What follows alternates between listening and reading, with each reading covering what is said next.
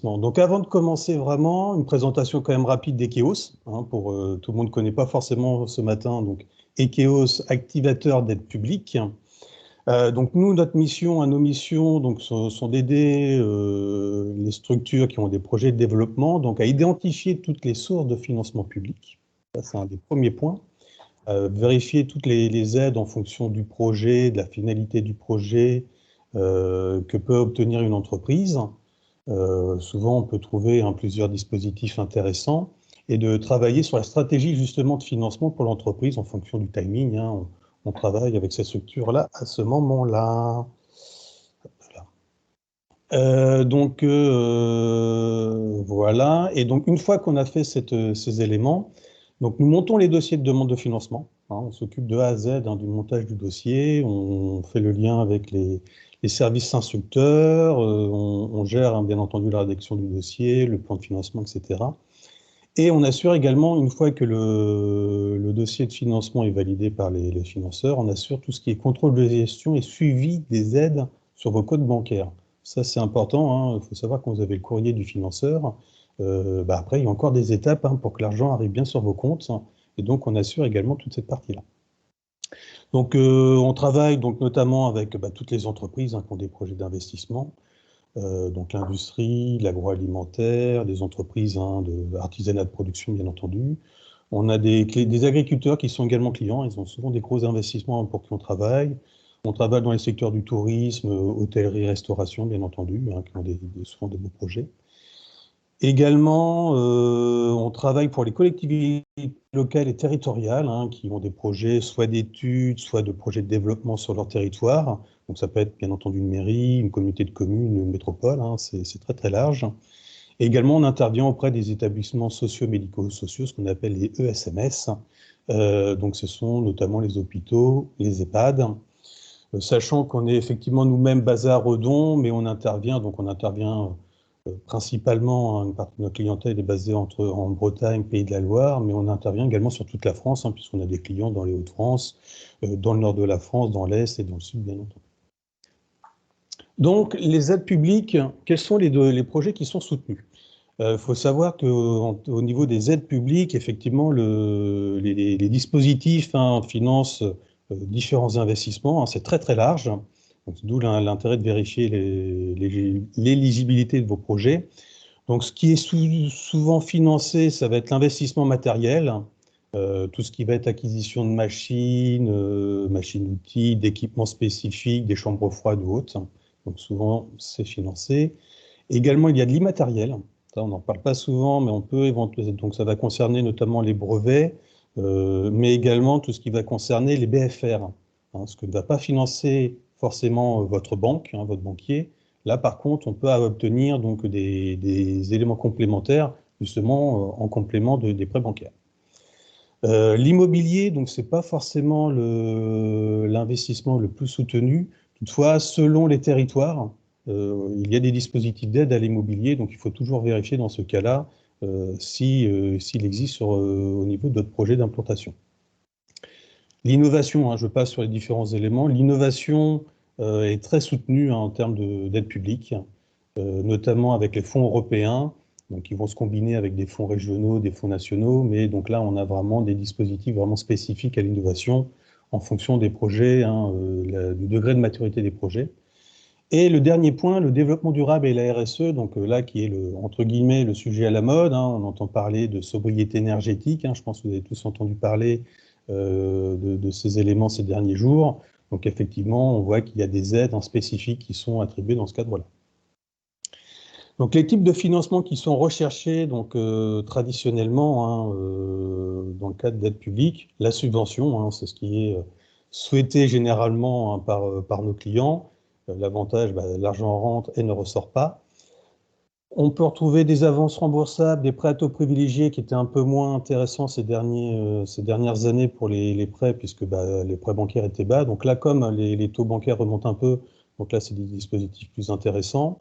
On a des réductions de charges, donc charges sociales, charges patronales, fiscales, notamment pour la partie lorsque vous avez des projets plutôt de recrutement ou de R&D.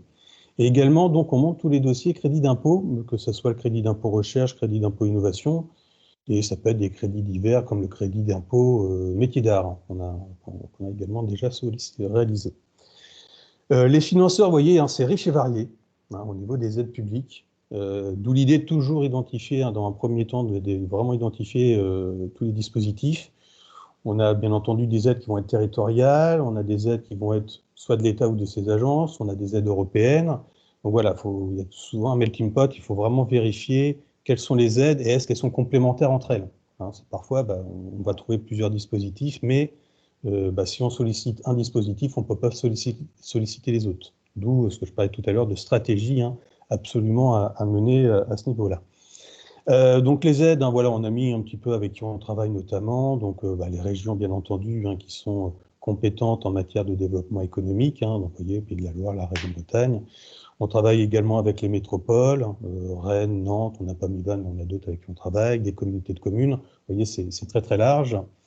Les aides d'État, donc France Relance bien entendu hein, depuis quelques années, France 2030 hein, qui a été lancée il y a quelques mois, et tous les services hein, de l'État, donc on va avoir l'ADEME notamment pour la partie plutôt environnementale, la CARSAT avec qui on travaille, la Banque des Territoires notamment pour la partie collectivité territoriale avec qui on travaille beaucoup, ça peut être l'ARS pour la partie santé, vous voyez c'est riche et varié, et nous avons également donc, tout ce qui est aide européenne.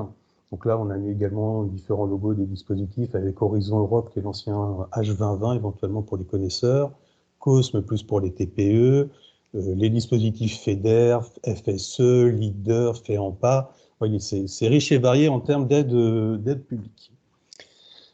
Donc les critères de sélection, donc quand vous montez un dossier de demande de financement public, donc il y a quand même différents critères à respecter en priorité, donc qui vont varier selon les dossiers, mais voilà les principaux éléments sur lesquels se baser.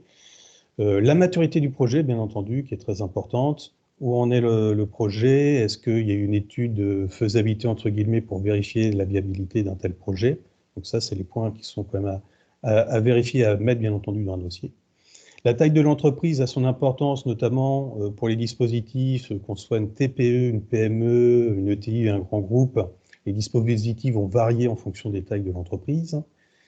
La nature des investissements et le montant de l'aide. Donc la nature des investissements, c'est déjà de savoir est-ce qu'ils sont éligibles ou pas à ces dispositifs-là, ça c'est la base. Et le montant de l'aide, c'est effectivement, la plupart des dispositifs ont des planchers, des plafonds. Donc les planchers, hein, c'est de savoir est-ce qu'on peut rentrer dans tel dispositif. Certains vont demander un minimum de 5 000 € d'investissement, d'autres on est sur 1 million d'investissement. Vous voyez, c'est très varié, donc il faut avoir vraiment ces logiques-là dès le départ pour vérifier si on peut solliciter telle ou telle aide publique. Le lieu d'implantation, bien entendu, puisque le lieu d'implantation va donner l'information. Entre les territoires, on n'a pas forcément, les règlements peuvent varier, bien entendu. Et le calendrier prévisionnel, faut savoir que les aides vont se couper, donc certaines sont au jour le jour et d'autres, par contre, ont des deadlines, donc il faut vérifier en fonction de votre projet et du calendrier de l'aide si vous allez pouvoir répondre à toutes ces interrogations-là.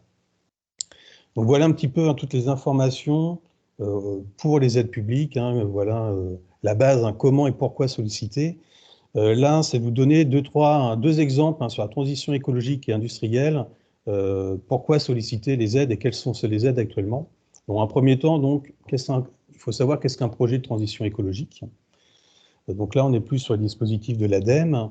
Donc on est plutôt donc, sur des dossiers qui vont concerner la réduction des consommations d'énergie et d'émissions de gaz à effet de serre.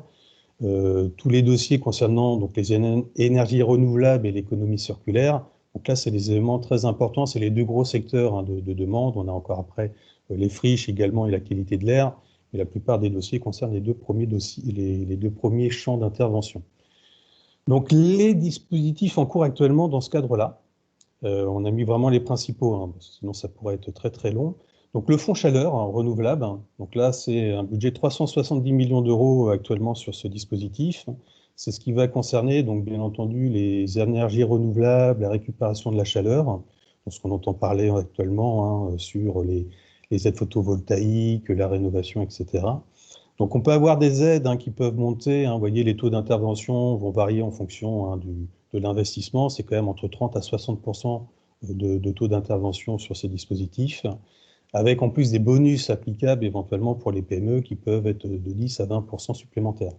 Vous voyez, c'est quand même des beaux taux d'intervention sur ces types d'investissements, sachant qu'en plus, il y a des aides aux études et aux conseils qui sont également financées dans le cadre de ce fonds chaleur renouvelable. Le gros dossier sur la partie industrie, la décarbonation, donc là qui est plus pour des projets assez innovants avec de la R&D, bien entendu, avec, on va avoir une partie vraiment spécifique R&D qui va venir vraiment dans la première partie de maturité du dossier. Vraiment, on est dans le cadre d'expérimentation, de recherche industrielle. Donc là, c'est un mix, subvention ou aide remboursable, qui va entre 50 à 300 000 euros, c'est pas négligeable. Et pour les deux autres parties, de la partie innovation, donc la partie plutôt démonstrateur et de pré-commercialisation du produit, donc là, on est sur également un mix, subvention et aide remboursable, qui vont être supérieurs à 1 million d'euros. Vous voyez, c'est quand même des montants assez importants, avec des prises en charge qui vont varier selon les dépenses, entre 25 à 65% des dépenses éligibles. Donc ça fait des montants assez conséquents. Et le dernier fonds qui était important d'évoquer ce matin, donc c'est le fonds économie circulaire. Donc là, il y a 64 millions d'euros qui sont identifiés, plus de 136 millions d'euros du plan de relance. Donc ce qui concerne tous les projets de réduction des déchets. Donc ça peut être des opérations de prévention des investissements, mais effectivement, il y a des dispositifs d'aide dans ce cadre-là. Donc ça peut être soit de la valorisation de la matière, soit ça te permet de trier mieux justement les déchets, soit de recycler encore mieux les déchets ou la matière. Donc là, c'est des dossiers qui sont également assez intéressants, avec des taux d'intervention qui peuvent monter jusqu'à 45 à 60% également. Donc voilà un petit peu les dispositifs, très rapidement comment ils sont positionnés. Il existe d'autres éléments, donc le plan d'investissement France 2030. Là, on a parlé du volet économique du plan de relance. Le tremplin pour la transition écologique pour les TPE, PME existe toujours, donc il y a ces différents éléments. On a des appels à projets de recherche. À la mode en ce moment, donc les C2E et P2E, donc les certificats d'économie d'énergie et le prêt d'économie d'énergie également, il faut regarder. Et on a indiqué également le fonds du tourisme durable, qu'on oublie parfois. Il y a des financements spécifiques pour les établissements hôteliers, notamment pour respecter toute la partie écologique et énergétique. Et en dernier point, on a juste souligné le fonds vert 2023 qui va arriver. On sait que, donc là, vous avez dû entendre à la télé ou à la radio, donc Monsieur Macron et la Première ministre en parlaient, de la sobriété énergétique. On sait qu'il y a déjà une enveloppe d'1,5 milliard d'euros qui ont été positionnés pour les mois à venir sur ces points-là. Donc on attend les décrets maintenant d'application pour connaître les nouvelles aides publiques qui seront élaborées dans les prochains mois sur ce sujet-là. Donc un exemple, un retour d'expérience. Donc ça, c'est un de nos clients donc, qui est spécialisé, qui est mandaté pour récupérer des pneus usagés, des pneumatiques usagés. Donc actuellement, il faisait du tri un petit peu, on va dire, de manière un peu manuelle. La plupart, la grande majorité des pneumatiques partaient en déchetterie, au broyage. Donc là, il vient d'installer tout un process industriel pour pouvoir donc, justement réaliser maintenant un tri un peu plus qualitatif, éviter que les pneus partent tous au broyage. Donc c'était un investissement d'un peu moins d'1 million d'euros. Donc au départ, on a regardé tous les dispositifs à chaque fois, comme c'était un petit peu innovant, spécifique, ils ne rentraient pas dans les cases, malheureusement. Donc à chaque fois, on ne pouvait pas solliciter les aides publiques. Donc on a été négocié auprès du service de l'ADEME, directement avec eux, en montrant l'intérêt d'un tel projet. Ils nous ont dit, OK, vous pouvez déposer une demande d'aide. Par contre, on sait bien, on verra, on étudiera le dossier. Et finalement, donc, l'entreprise a aperçu une subvention d'un peu plus de 260 000 euros au mois de juillet dernier. Donc, c'est quand même près de 27% de l'investissement. Voilà, c'est de prendre le temps après d'aller négocier avec les structures. Les projets industriels, donc là, le même principe. Donc, toutes les aides à l'industrie. Donc, généralement, les financeurs aiment bien que ça soit dans le cadre d'une stratégie de développement. Le one-shot, ils prennent, mais il faut bien démontrer l'intérêt dans le dossier. Si on arrive pour dire on achète juste une machine, ils sont un peu moins fans, on va dire. Donc là, l'idée, ça va être pour tous les projets qui peuvent soit du projet immobilier avec implantation d'une nouvelle ligne de production, c'est de l'acquisition de nouvelles machines, outils plus performantes, avec l'automatisation, l'amélioration des conditions de travail, des projets innovants, bien entendu, la création d'emplois. Également, on a des dispositifs spécifiques sur ces aides-là. Donc là, les principaux, donc quelques éléments. Donc l'AMI Industrie du futur, alors attention, Donc là, elle est spécifique, hein, c'est dans la région Pays de la Loire, hein, l'AMI Industrie du Futur. Donc là, c'est vraiment adapté à l'entreprise industrielle, en 3 volets, avec une partie qui va être plus sur du financement d'audit ou de diagnostic pour l'entreprise. C'est pas négligeable, hein, c'est quand même, ils prennent en charge 80% de l'audit jusqu'à 23 000 euros. Voilà, tout ce qui va être lean management, etc., ils vont prendre en charge.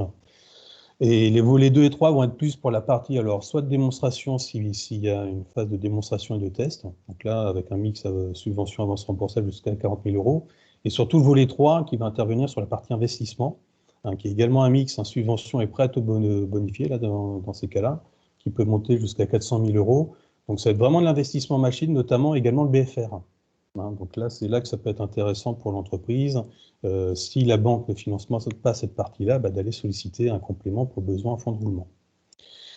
Donc là, il y a des nouveaux AP qui sont donc appels à projets qui sont sortis récemment. Donc résilience et capacité agroalimentaire. Donc là, c'est vraiment pour tous les projets de réindustrialisation et de structuration de la filière. Donc là, il est intéressant parce que les dépenses éligibles sont très très larges. Vous voyez, hein, ils vont prendre les éléments d'infrastructure, de l'immobilier, l'équipement machine, de la R&D. Donc c'est très très large. Et ils font un mix également subvention avance remboursable, 60% de subvention, 40% d'avance remboursable, avec des taux d'intervention entre 20 et 30%. Sachant que là, la règle de minimis à 200 000 euros ne s'applique pas. Donc on peut monter à plusieurs millions d'euros de subventions. L'AAP, donc l'appel à projet innovation, donc vraiment partie innovation.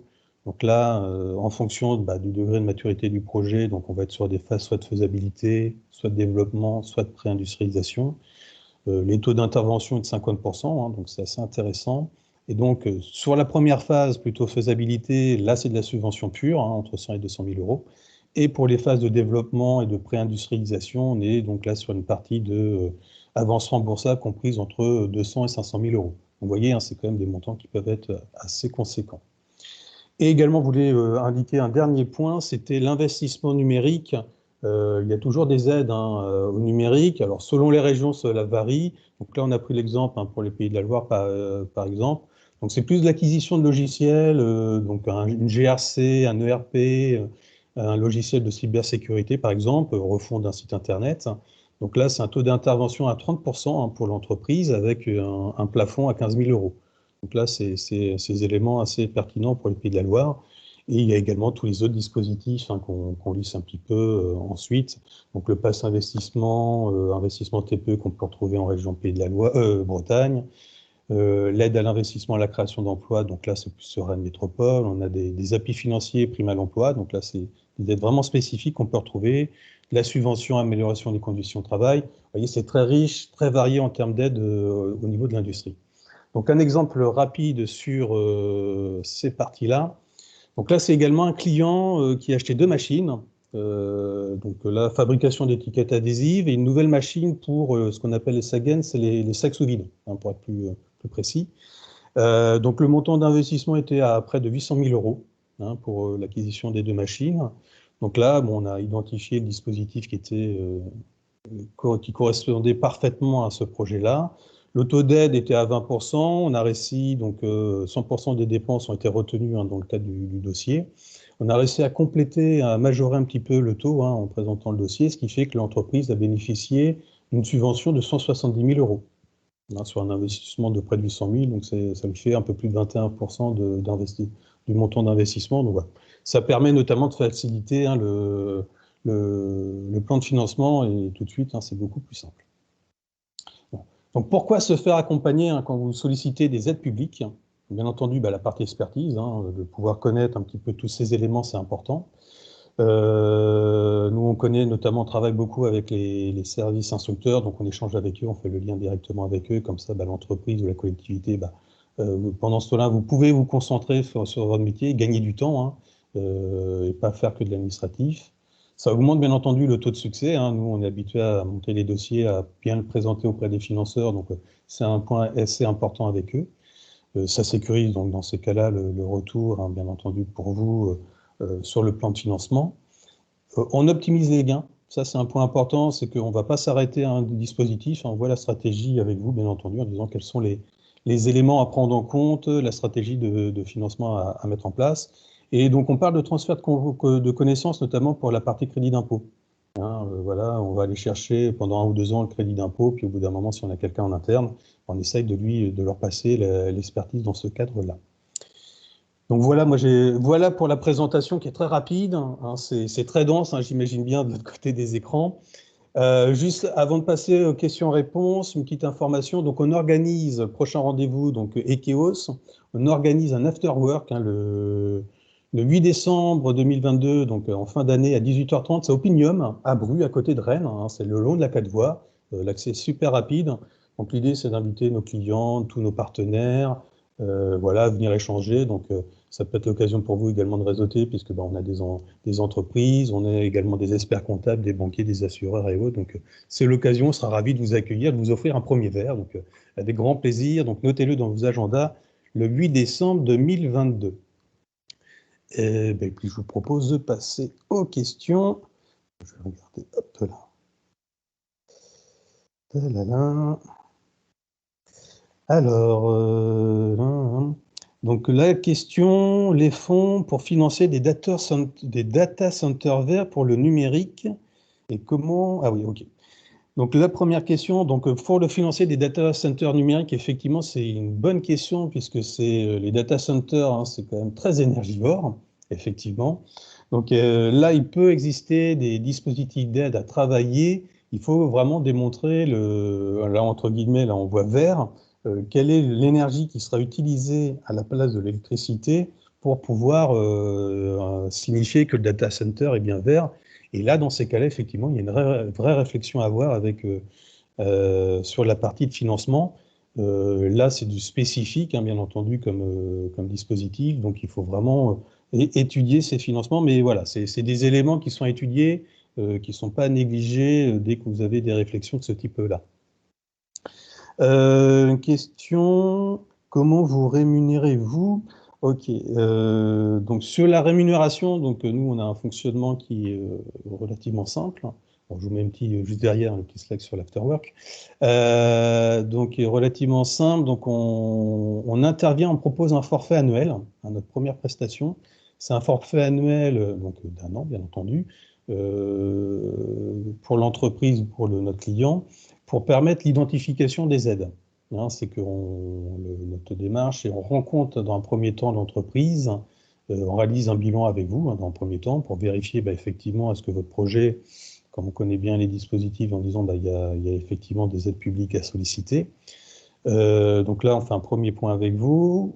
Le rapport d'étude, donc ça c'est le forfait annuel qui peut évoluer. Donc là, on va réaliser ce rapport d'étude, on vous précise un petit peu tous les éléments. Et après, le montage de dossier et le contrôle de gestion, là, c'est au succès.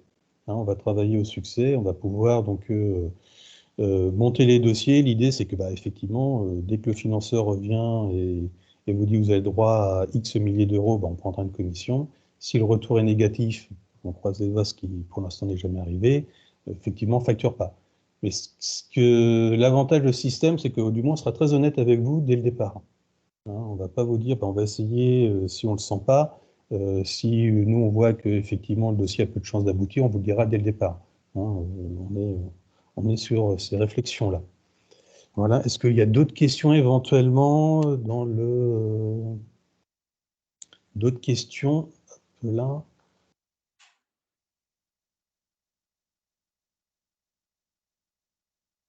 Je regarde.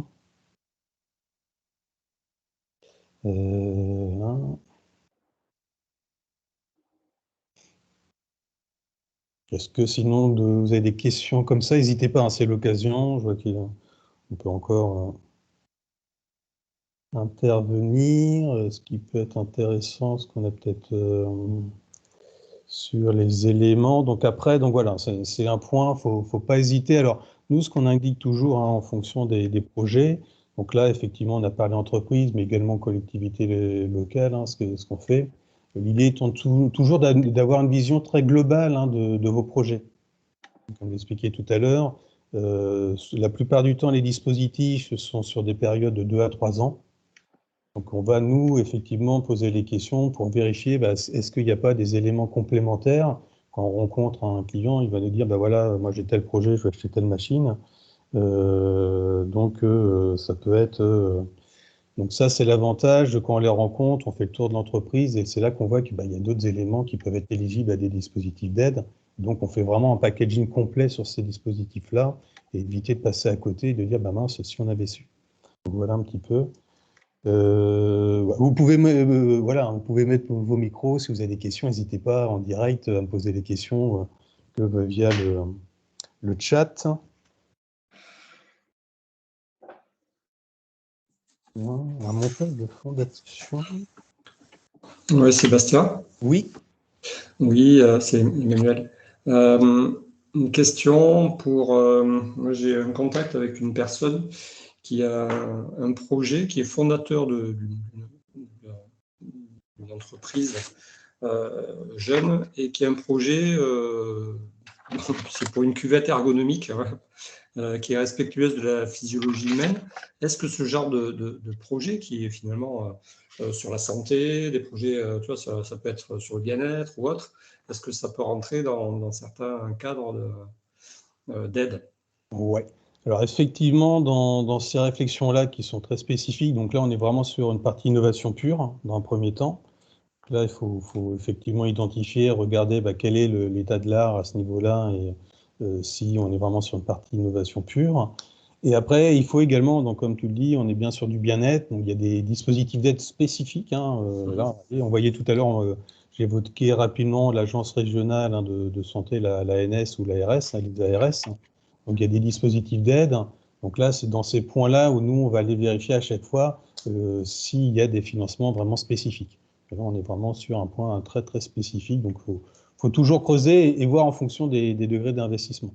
Hein, ces éléments-là, en disant qu'est-ce qui y a comme investissement au départ pour vérifier effectivement les montants, est-ce qu'on rentre dans les cases des dispositifs. Donc c'est un rapport entre l'intérêt du projet, dans quel domaine il se situe et les montants, quoi. Ouais, voilà, c'est souvent. Mais pour ça, nos clients, ce qu'on explique souvent quand on les rencontre la première fois, de ne pas s'inquiéter, c'est les questions qu'on va faire automatiquement. Quel est le Colnaf, quel est le nombre de salariés, le chiffre d'affaires, où est-ce que vous êtes implanté. Souvent, c'est à partir de là, ça nous permet déjà nous de restreindre. Et après, de bien connaître l'activité, ça nous permet tout de suite de bien vérifier sur quel dispositif on va aller se positionner très rapidement. Et pour en finir, après, je ne vais pas garder la parole, c'est quels sont pour une entreprise qui n'est pas encore créée, qui est en cours, qui a un projet innovant, est-ce qu'il y a aussi, est-ce que vous intervenez ou est-ce que vous intervenez uniquement sur les entreprises qui fonctionnent? Ouais. Alors, tout dépend. Alors ça, tout dépend du degré de maturité. Alors en plus, l'innovation, c'est encore plus technique.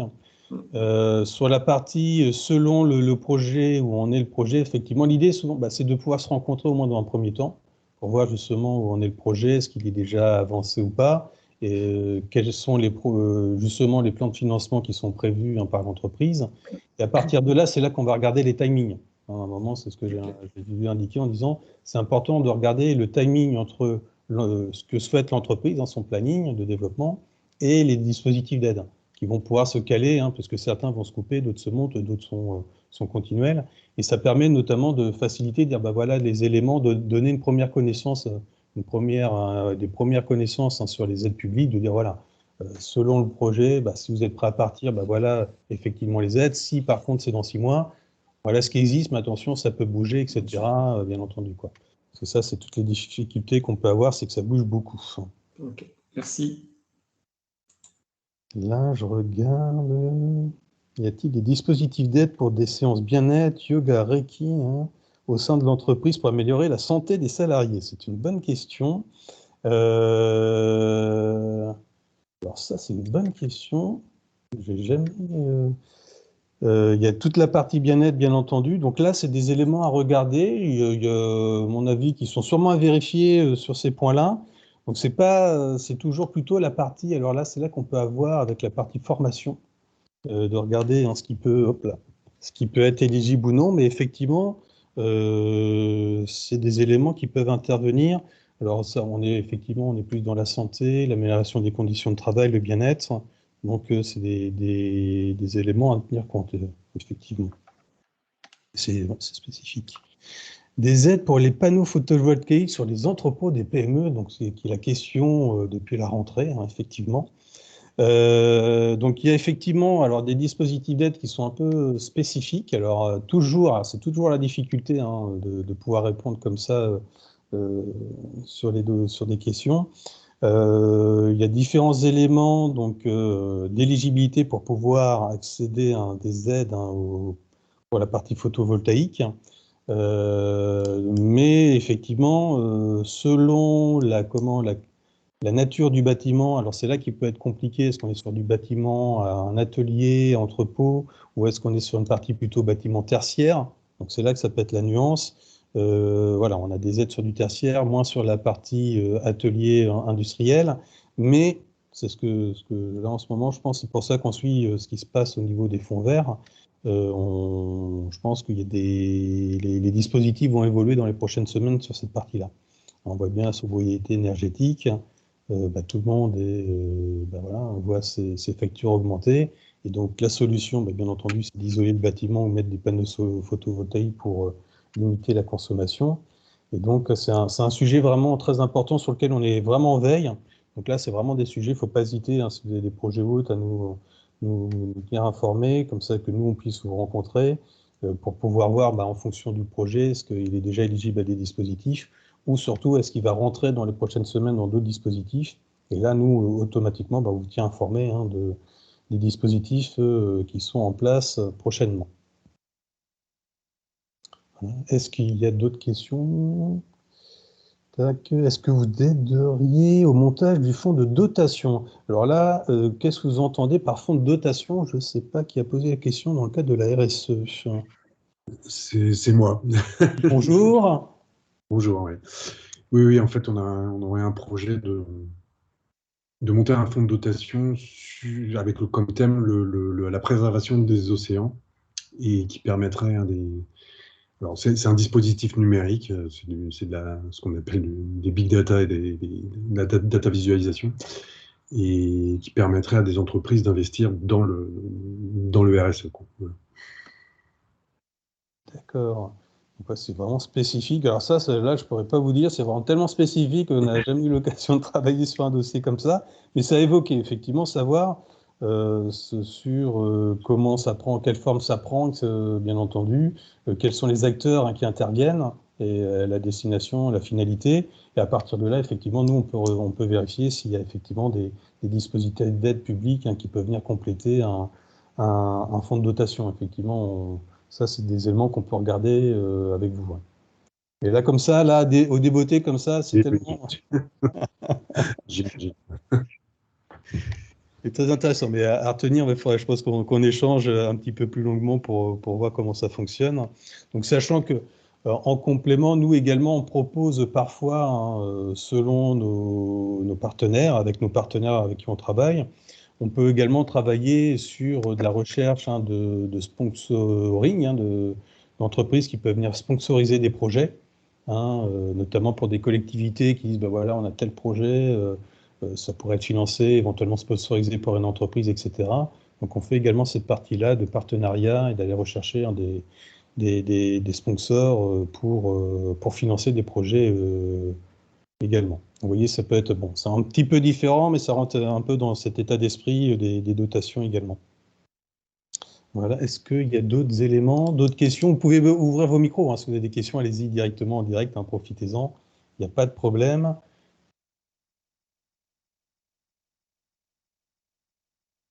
Il ne va pas, non. Je vois qu'il est 10h10. Voilà, on va encore 5 minutes éventuellement s'il y a des questions. Non. Alors éventuellement, je vous remercie. Hein, s'il n'y a plus de questions, je vois qu'il est 10h10. Hein, l'idée, c'est pas non plus de retenir tout le monde pendant des heures. Donc, comme je vous l'ai indiqué, je vous remercie beaucoup hein, pour votre participation, d'avoir cité ce matin à ce webinaire. J'espère que vous avez appris des éléments. Donc n'hésitez pas, donc après on reste à votre disposition si vous avez des interrogations, des projets au sein de vos structures, à nous solliciter, hein, bien entendu. Vous recevrez le lien pour la vidéo, donc comme ça vous pourrez regarder s'il y a des éléments, disons tiens, il a peut-être été un peu vite sur ces points-là, donc n'hésitez pas à regarder, ou sinon me recontacter. Et donc également la diffuser, donc que ce soit auprès de vos partenaires, de vos collègues, hein, pour leur dire voilà, ça peut les intéresser. Donc n'hésitez pas. Et donc, je vous souhaite une bonne journée. Puis on se dit au 8 décembre, donc hein, à l'Afterwork Ekeos, donc à mettre dans vos agendas. Donc Opinium hein, à Bru, à côté de Rennes. On vous attend nombreux pour pouvoir échanger en fin d'année tranquillement et pouvoir boire un verre tous ensemble avec grand plaisir. Je vous remercie beaucoup. Bonne journée à vous. À bientôt. Au revoir. Merci, au revoir. Merci, au revoir.